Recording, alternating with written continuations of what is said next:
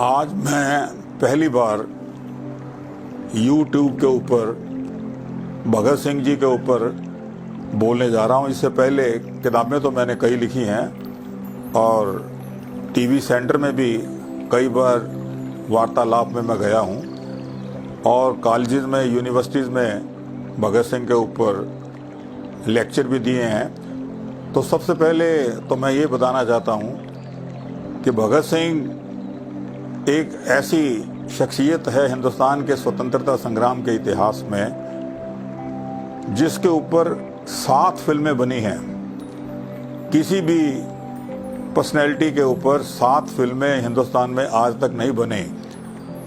और इसके अलावा इस शख्स ने छोटे से जीवन में, इनका जीवन जो है, सिर्फ जब इसको फांसी हुई 23 मार्च 1931 को, तो उस वक्त इसकी उम्र 23 साल 5 महीने 25 दिन थी। 23.5 साल का भी ये नौजवान नहीं था।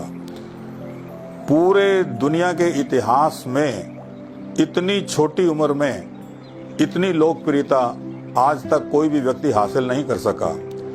तो ऐसे युग पुरुष के ऊपर जो है मैं आपको ये बताना चाहता हूँ कि इसका जन्म कहाँ हुआ, ये इसका पारिवारिक जो है बैकग्राउंड क्या थी और इसकी शिक्षा दीक्षा क्या थी।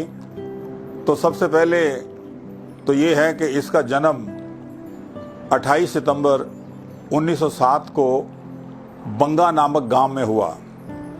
ये गांव आज पाकिस्तान में है। जब ये पैदा हुआ था उस वक्त उस जिले का नाम था लैलपुर और पाकिस्तान बनने के बाद वहाँ की सरकार ने अब उसका नाम रख दिया फैसलाबाद। तो फैसलाबाद जिला जो पाकिस्तान में है उसमें बंगा गांव है। वहाँ इसके दादाजी सरदार अर्जुन सिंह 1897 में गए थे, क्योंकि ब्रिटानिया सरकार ने एक घोषणा की थी कि यहाँ पर आकर जो भी बसेगा उसको 25 एकड़ ज़मीन दी जाएगी। तो उस चक्कर में ये खड़खड़ कला इनका पैतृक गांव है, वैसे जो कि आज नवा शहर में आता है। नवा शहर का नाम, उस ज़िले का नाम जो है शहीद आज़म भगत सिंह ज़िला रखा गया है। तो पहले ये जालंधर ज़िले में हुआ करता था। तो भगत सिंह का जन्म 28 सितंबर 1907 को बंगा गांव में प्रातःकाल 9 बजे शनिवार को हुआ। और ये 6 भाई और 3 बहनें थी। सबसे बड़ा जो इसका भाई था उसका नाम था सरदार जगत सिंह और उसके बाद दूसरे नंबर पर भगत सिंह था। जगत सिंह की डेथ हो गई थी बचपन में, वो जब 11 साल का था। इसके माँ बाप कौन हैं, इसके दादा दादी कौन हैं, इसके अंकल कौन हैं, ये सारे के सारे बहुत ही ऐतिहासिक पुरुष हैं, ऐतिहासिक परिवार है। तो मैं थोड़ा सा सबसे पहले इसके परिवार के बारे में बताना चाहूँगा। नंबर 1, इसके दादाजी का नाम है सरदार अर्जुन सिंह। वो पंजाब के पहले सिख व्यक्ति थे जो आर्य समाजी बने। दयानंद सरस्वती पंजाब में आए थे। यज्ञोपवीत इनका उन्हीं के हाथों से हुआ। और ये ऐसा परिवार है कि परिवार के अंदर सिख धर्म और आर्य समाज दोनों का मिश्रण था। जब ये भगत सिंह और इसका बड़ा भाई जगत सिंह छोटे से थे तो इनके दादाजी ने ये घोषणा की थी कि मैं इन दोनों को देश के लिए जो है आगे बढ़ाना चाहता हूँ। और उन्होंने नाई भी बुला लिया था भगत सिंह के बाल काटने के लिए। लेकिन जो भगत सिंह की दादी थी सरदारनी जय कौर, उसने कहा कि मैं आपकी बाकी तो सारी बातें मान लेती हूँ लेकिन इनके केस मत कटवाओ। तो इनके दादाजी ने उस बात को स्वीकार कर लिया। और उसके बाद ये बच्चा जब थोड़ा सा बड़ा हुआ तो इसको वहीं के स्कूल में दाखिल कर दिया गया। लेकिन उससे पहले मैं ये बताना चाहता हूँ कि इसके दादाजी वैद्य थे, आर्य समाजी थे, सिख धर्म के ज्ञाता थे, बहुत बड़े समाज सेवी थे। इनके घर में बड़े बड़े क्रांतिकारी आकर छुपा करते थे। और इसके पिताजी का नाम था सरदार किशन सिंह। तो सरदार अर्जुन सिंह का सबसे बड़ा बेटा सरदार किशन सिंह था। उसके बाद दूसरा जो है सरदार अजीत सिंह थे। तीसरे जो हैं इसके जो हैं वो, उनका नाम था सरदार स्वर्ण सिंह। तो भगत सिंह के पिताजी, भगत सिंह के चाचा जी, दोनों चाचा, ये तीनों के तीनों बहुत ही अच्छी किस्म के टॉप के फ्रीडम फाइटर्स थे। कहते हैं कि सरदार किशन सिंह के ऊपर 40 मुकदमे चले अंग्रेज़ों के ज़माने में। 40 मुकदमे हिंदुस्तान के इतिहास में शायद ही किसी दूसरे स्वतंत्रता सेनानी पर चले हों। तो ये जो है खुद स्वतंत्रता सेनानी, इनके दादाजी जो है पक्के आर्य समाजी देशभगत, इनके दूसरे चाचा जी सरदार अजीत सिंह वो 1909 में हिंदुस्तान छोड़कर विदेशों में चले गए।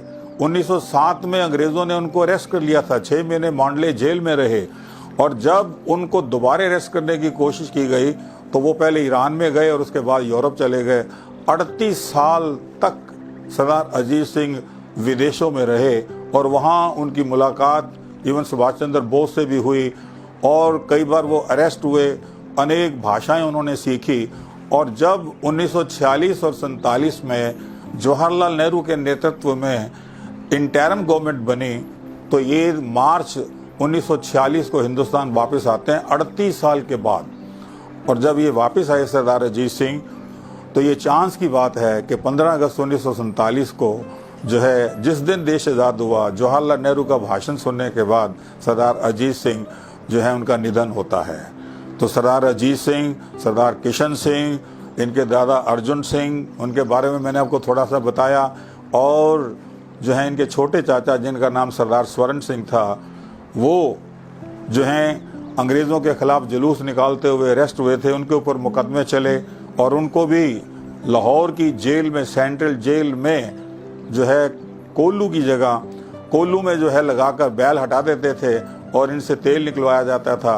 सरदार स्वर्ण सिंह को टीबी हो गई थी हॉस्पिटल में, क्या नाम, जेल के अंदर, और उसके बाद जब वो रिहा हुए तो जब 23 साल की उम्र थी तो उनकी भी डेथ हो जाती है उसी सेंट्रल जेल में। चांस की बात है आगे चलकर भगत सिंह जो है लाहौर की सेंट्रल जेल में अरेस्ट जेल काटता है और वहीं इसको फांसी हुई। भगत सिंह भी 23 साल का था लगभग जब उसको फांसी होती है। तो मेरा कहने का पर्पज़ ये है कि भगत सिंह के जो हैं अंकल, भगत सिंह के पिताजी, भगत सिंह के दादाजी के बारे में मैंने आपको बताया, और इसके अलावा जो है इनकी चाची, इनके दादाजी, इनके माताजी के बारे में भी मैं कुछ बताना चाहूँगा। जो इसकी दादी थी जिसका नाम था सरदारनी जयकौर, वो बड़ी दिलेर थी, अपने पति की बहुत ज़्यादा सेवा किया करती थी। वो जो है वो वैद्य थे इसके, उसके पति या इसके दादाजी भगत सिंह के, तो वो हड्डियों पे पट्टी बांधती थी, मलहम बनाती थी, दवाइयाँ बनाती थी और बहादुर बड़ी थी। और कहते हैं कि जब भगत सिंह का जन्म हुआ तो उस दिन भगत सिंह के पिताजी, भगत सिंह के चाचा जी, इन तीनों ये जेल में थे और इनकी खबर आती है कि किसी की ज़मानत हो गई, कोई छूट कर आ गया। तो इसकी दादी ने सोचा कि ये बच्चा जो है ये बड़े भागों वाला है, तो इसकी दादी ने भगत सिंह का नाम जो है रखा था भागों वाला। तो भागों वाला आप जानते हो पंजाबी में किस्मत वाले को कहते हैं। एक बार ये हुआ कि जब भगत सिंह दिल्ली की जेल में था, असेंबली हॉल में बम फेंका था इसने, तो उसके बाद इसको दादी मिलने गई तो दादी ने देखा कि भगत सिंह के बेड़ियाँ लगी हुई हैं, हथकड़ियाँ लगी हुई हैं, तो वो इसको देखकर एक प्रकार से जो है उसकी आंखों में आंसू आ गए। तो दादी ने कहा कि मैंने तो तेरा नाम भागों वाला रखा था, ये तूने क्या गहने पहन रखे हैं, हथकड़ियाँ, बेड़ियाँ। तो वहाँ फिर भगत सिंह ने कहा था कि दादी माँ, ये वो गहने हैं जो भागों वालों के भागों में होते हैं, तो इसलिए आपने जो मेरा नाम भागों वाला ठीक ही रखा था। तो इसका नाम बचपन में भागों वाला पहले रखा गया, लेकिन बाद में इसका नाम भगत सिंह रख दिया गया था। तो ये बच्चा जब वहाँ गांव का एक स्कूल था जिसको डिस्ट्रिक्ट प्राइमरी स्कूल कहा करते थे, उस स्कूल में इसको दाखिल किया गया, क्योंकि ये वो परिवार है उस ज़माने में। इसके दादाजी 8वीं पास थे, इसके फादर जो है मैट्रिकुलेट थे, इसके अंकल अजीत सिंह जो है वो इंटरमीडिएट थे और सरदार स्वर्ण सिंह भी पढ़े लिखे थे। तो ये सारा परिवार जो है पढ़ा लिखा परिवार था। तो भगत सिंह को वहाँ के स्कूल, गांव के स्कूल में इसको दाखिल कर दिया जाता है। ये 4वीं तक वो स्कूल था और 4वीं तक उस स्कूल में ये पढ़ा। उसके बाद इसके पिताजी जो हैं सरदार किशन सिंह जी, वो जो है इंश्योरेंस के एजेंट बनकर लाहौर में चले जाते हैं। तो इसके बाद 5वीं क्लास में भगत सिंह को लाहौर के DAV हाई स्कूल में दाखिल किया जाता है। भगत सिंह को लाहौर के डीएवी हाई स्कूल में जो दाखिल किया जाता है, ये पहला सिख स्टूडेंट था जिसको डीएवी स्कूल में दाखिल किया गया। और वहां पर ये 5वीं, 6ठी, 7वीं, 8वीं, 9वीं तक उसी स्कूल में ये पढ़ता है। तो यहाँ पर मैं एक बात बताना चाहता हूँ, ये जब डीएवी हाई स्कूल में दाखिल हुए तो जब ये 5वीं में थे, तो 5वीं का जब रिजल्ट निकलता है तो ये अपने दादाजी को चिट्ठी लिखते हैं। ये बचपन में चिट्ठियाँ लिखने का भगत सिंह को बहुत ज़्यादा शौक था। और इन्होंने 2 सब्जेक्ट्स का रिजल्ट आया था और उसमें से संस्कृत में 150 में से इनके 110 नंबर थे और इंग्लिश में इनके 150 में से 68 नंबर थे। तो मेरा कहने का मतलब ये है कि ये नौजवान के इंग्लिश में 45% के करीब नंबर हैं, ज़्यादा नंबर नहीं, कोई मेरिटोरियस स्टूडेंट नहीं था। और इस विद्यार्थी ने 9वीं तक ये वहाँ पढ़ता है और 9वीं के बाद जो है, जब महात्मा गांधी ने 1920 से लेकर 22 तक नॉन कोऑपरेशन मूवमेंट चलाया, तो अंग्रेज़ों के चलाए हुए जो स्कूल कॉलेजेस थे, एडिड थे, तो उनके बदले में वहाँ एक नेशनल कॉलेज बनता है जिसकी स्थापना लाला लाजपत राय ने की थी। तो ये 1921 अक्टूबर में जो है नेशनल कॉलेज लाहौर में जाकर इसने अपना अध्ययन शुरू किया। 1923 तक जो है ये लाहौर में ही पढ़ता है। तो मैं यहाँ पर ये बताना चाहता था कि इसने लाहौर में जो इनको पढ़ाने वाले जो टीचर थे, और उसमें सबसे प्रमुख नाम था प्रोफेसर जुगल किशोर का जो प्रिंसिपल थे, और इसी कॉलेज में इनको दूसरे पढ़ाने वाले भाई परमानंद थे जिन्होंने काले पानी की सज़ा काटी हुई थी। कभी कभी शेर पंजाब जो है लाला लाजपत राय भी पढ़ाने आते थे। विद्यालंकार जी इनको इतिहास पढ़ाया करते थे। तो वहाँ पर जब ये रहे तो वो एक ऐसा कॉलेज था जहाँ का कोई भी विद्यार्थी शिक्षा ग्रहण करने के बाद गद्दार नहीं बना, गवर्नमेंट का गवाह नहीं बना। सारे के सारे देशभगत थे। भगत सिंह वहीं पढ़े, यशपाल वहीं पढ़े, सरदार गंडा सिंह वहीं पढ़े, सुखदेव जी वहीं पढ़े। तो मेरा कहने का अभिप्राय ये है कि ये जो नेशनल कॉलेज लाहौर है, जहां इन्होंने अपनी एजुकेशन लगभग 3 साल की ली, और अब जो है ये पुस्तकें पढ़कर, ये प्रवचन सुनकर, माँ बाप की बैकग्राउंड, इन सब को अगर देखा जाए तो ये अब देशभक्ति के ट्रैक पर आ चुके थे।